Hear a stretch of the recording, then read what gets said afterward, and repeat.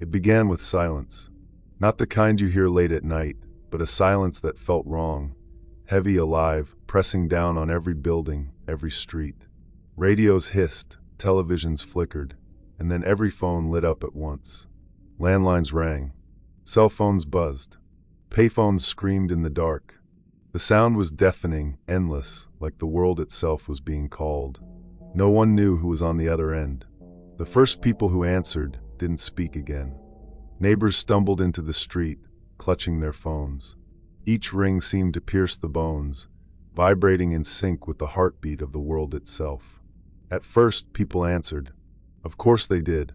Curiosity was stronger than fear. But those who lifted their phones to their ears never spoke again. They stood frozen, eyes wide, mouths moving in silence, as though listening to something no one else could hear. And then, slowly, they walked away into the night. The emergency broadcast system cut through the chaos, a voice sharp and metallic. Do not answer the phones. Repeat, do not answer any ringing phone. The warning came too late. Whole blocks of people wandered aimlessly, still clutching their devices, their faces blank, their footsteps in eerie unison. I locked my phone in a drawer, heart pounding. Still, I could hear it vibrating faintly through the wood, as though something inside was desperate to be heard. The landline in my kitchen shrieked. Its old rotary dial spun slowly on its own, though I hadn't touched it in years. Dust fell from its cord as it trembled. I threw a blanket over it, but the ringing only grew louder, deeper, more human. It wasn't a tone anymore. It was a voice calling my name. I pressed my palms over my ears. The sound still leaked through, crawling directly into my skull. It whispered with strange familiarity, as though it knew me. Answer the phone. The word hissed through the walls. My stomach sank. It wasn't coming from the phone anymore. The voice had moved into the house. The emergency alert blared again, though the signal was breaking. Phones are not phones. Do not engage. If you already answered, avoid eye contact with them. Them. The word chilled me more than the warning itself. Phones were objects, but the broadcast spoke of them like people, as though something was already inside. I peeked through my window. My neighbor stood outside, phone pressed to his ear. His lips moved slowly, repeating words I couldn't hear. Behind him, shadows followed. Not his shadow. Not mine. Tall, thin shapes slid across the street, stretching unnaturally in the moonlight, as though pulled along by the voices inside the phones. The neighbor stopped walking. His head jerked once, twice, like a puppet tugged by strings. Then he smiled, an empty, stretched smile that didn't belong to him. The phone in my drawer rang again. Louder this time, rattling the wood, shaking it. The drawer handle pulsed in and out as though breathing. I wanted to run. But outside, more and more people were answering, falling silent, their faces slack as they joined the growing, whispering crowd. Above it all, the emergency alert tried to cut through. Do not answer. They are not who they sound like. They are already inside. The phones outside stopped ringing. For a moment, the silence returned. But it was worse than the noise. It felt like every shadow was listening, waiting for me to slip. The emergency broadcast repeated, but the voice stuttered, skipping like a broken record. Do not answer. They will find you. The drawer where my phone was hidden began to rattle again. This time, I didn't hear a ring. I heard breathing. Shallow. Hungry. Too close. I backed away slowly. My reflection in the window moved a half-second later, as though hesitating. Then it raised its hand to its ear, like holding an invisible phone. The reflection's mouth opened wide, wider than mine could ever stretch. A distorted voice leaked through the glass. Answer, answer, answer. The kitchen TV sparked alive, though it had been unplugged for weeks. Its screen filled with static, forming lips that whispered the same command. Answer me. I lunged forward, yanking the cord out of the wall. The screen went black, but my reflection remained in it, smiling, holding that invisible phone. From outside, the crowd's voices grew louder. My neighbors spoke in perfect unison, their words blurring into a chant. I couldn't make it out until I realized they were repeating my number, over and over. My phone number. My stomach dropped as I heard the drawer creak open by itself. I ran, slamming the bedroom door shut. The walls seemed to hum with their chant. My phone buzzed on the nightstand, though I'd left it in the kitchen. I grabbed it without thinking, hurling it against the wall. It didn't break. Instead, the screen cracked open, light spilling out like a pulsing eye. A faint voice hissed from the broken glass. "Why do you hide? We know your name. We know your voice. Just one answer, and you'll never be alone again." The emergency alert returned, voice warped, urgent. "If your phone speaks without ringing, destroy it. They are looking through the cracks." I stomped on the phone until the screen shattered. For a moment, the voice stopped. But then, faintly, from the shards on the floor, came a whisper. "Hello?" The sound moved across the room, not from the pieces, but from the walls themselves. The wallpaper bulged inward, as if something pressed against it from the other side. The bulge spread, forming the outline of a face. A mouth opened in the wall, stitched from shadow, repeating one word with patience that chilled me. "Answer." The power in the house surged. Lights flickered, radios blared static. Even the dead microwave hummed to life. Every machine was alive, waiting for me to respond. I crawled into the closet, clutching my head, whispering, "Don't answer, don't answer, don't answer." My breath fogged the dark, though the air was ice cold. Through the thin closet door, I heard footsteps. Not my neighbors. Not human. They were too many, too heavy, circling the house in steady rhythm. Then my dead landline screamed again, but this time, the voice on the other end was mine. My own voice pleading, "Please answer. They're already inside." The closet door rattled as if something brushed the other side. My breath hitched. I tightened my fingers until they ached and tried to will myself silent. The house hummed with waiting. Every surface felt tuned to the same note. From somewhere downstairs a voice sang softly, like someone trying to remember a lullaby. It used the cadence of my childhood songs, but the words were wrong. The melody bent into something that felt like longing and hunger at once. I forced myself to listen for differences. The singing had a small glitch, a backward syllable, a pause where there should be breath. That tiny error made it horrific, like a record played through water. A muffled footstep crossed the floor above me.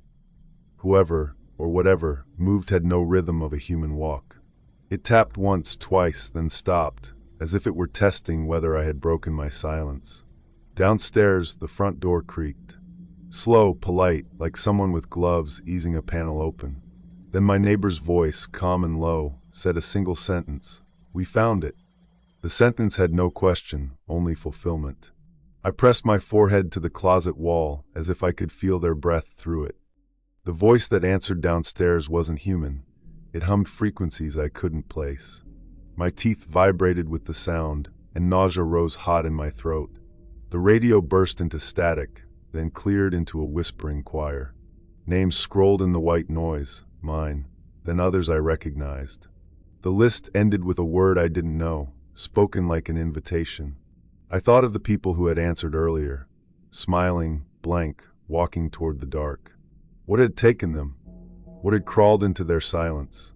A whisper slipped beneath the closet door, my name spoken tenderly, as if from someone who had read every page of my life and decided they liked the ending. The image of my neighbor, arms limp, phone glued to his ear, flickered behind my eyes. A slow scratching sound began to map itself across the ceiling.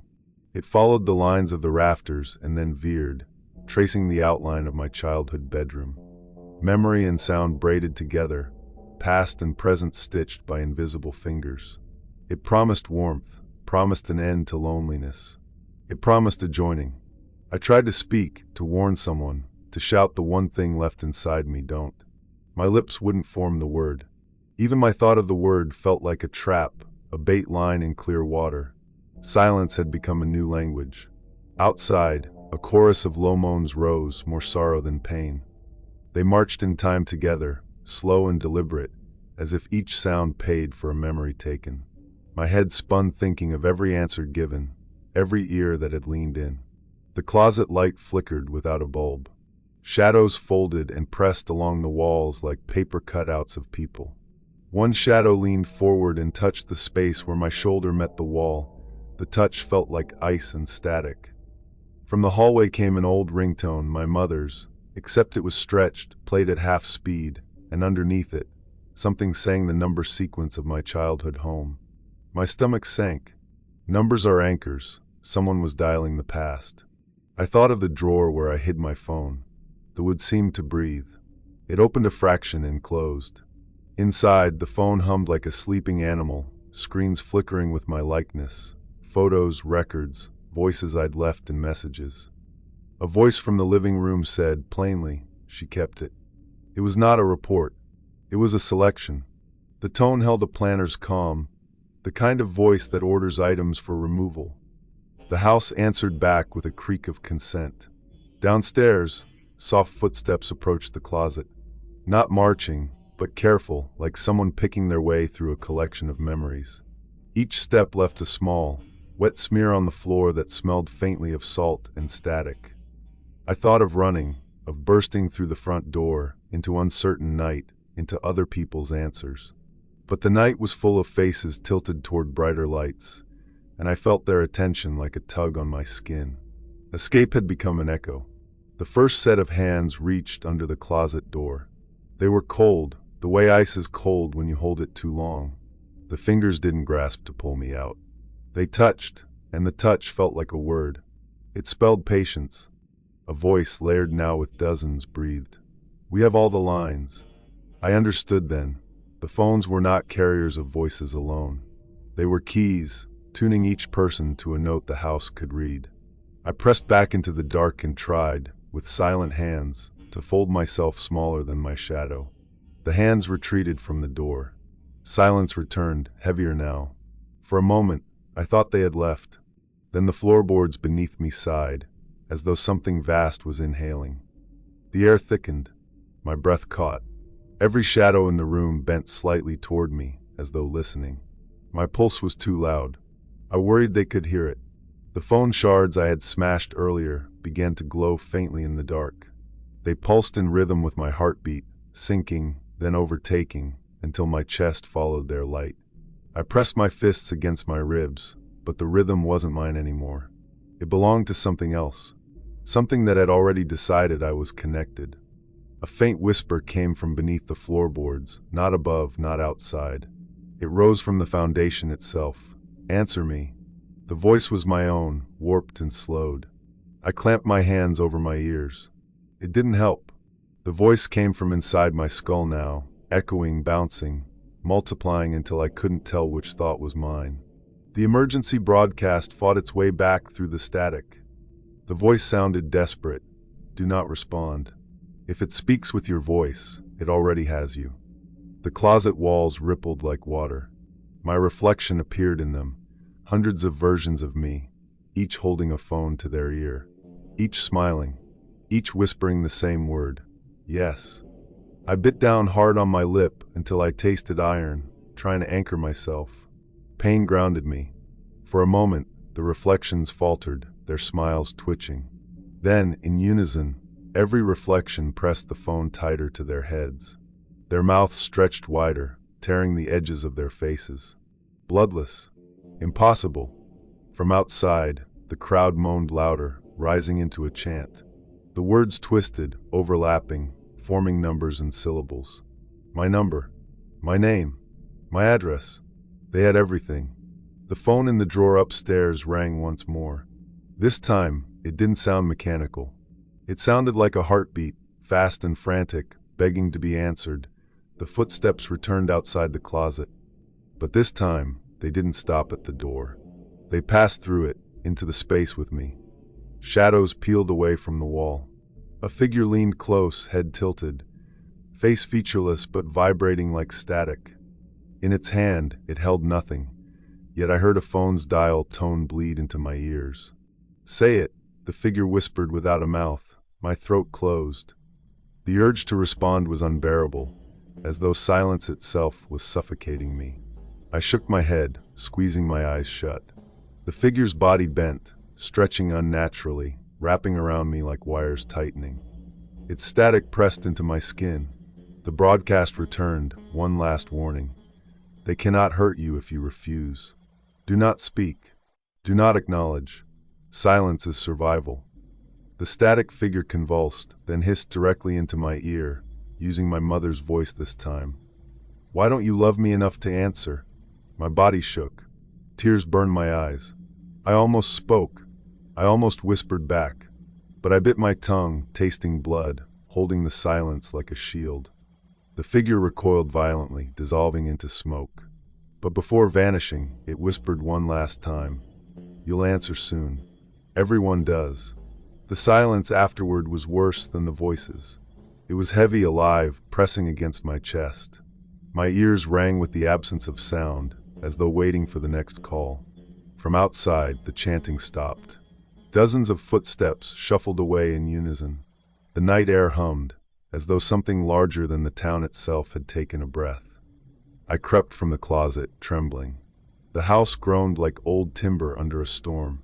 Every reflective surface showed me holding a phone to my ear, though my hands were empty. The emergency broadcast returned, but the voice was weaker now. Containment has failed. Do not answer. If silence breaks, you are theirs. Through the window, I saw them, my neighbors, lined in perfect rows across the street, phones still pressed to their heads. Their mouths moved in exact unison, whispering. The words spilled into the air like a hymn. Answer, answer, answer. Their voices were low, steady, and endless. Their eyes glowed faintly in the dark. The phone shards on my floor pulsed one last time, glowing red. My blood on the ground vibrated with them, each drop syncing with their rhythm, as if tuning me. I clutched my ears, but the chant burrowed into my bones. It wasn't sound anymore, it was thought. Their voices became mine. Their words became mine. The broadcast broke into static, then whispered a final line. If you hear your own voice on the line, you've already answered. My knees buckled. In the silence of my house, a phone rang. Not upstairs, not in the kitchen. Inside my head, a sharp metallic tone vibrating behind my eyes.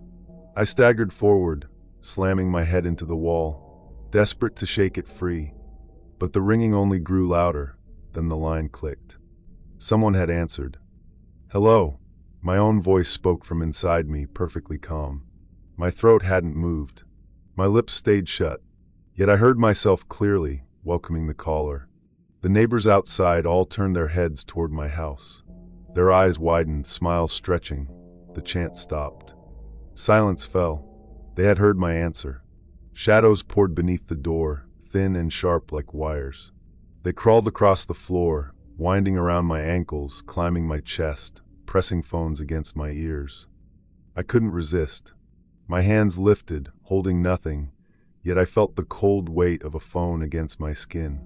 A dial tone whispered through my skull. On the other end was my mother's voice. Then my father's. Then my own. A chorus of everyone I'd ever known, layered, begging, promising. I whispered back without meaning to. I hear you. The words weren't mine. They slid from my throat like borrowed breath. My silence had broken. The shadows surged, lifting me from the floor. My body went limp, my mind sinking into the dial tone. The chant outside rose again, louder, triumphant. The last thing I saw in the mirror was myself, smiling. Phone pressed tightly to my ear, eyes glazed. Behind me, the void stretched open, filled with endless voices. The broadcast returned one last time, faint, hopeless. Emergency alert. Do not answer the phones. Repeat, do not answer. Humanity has been answered.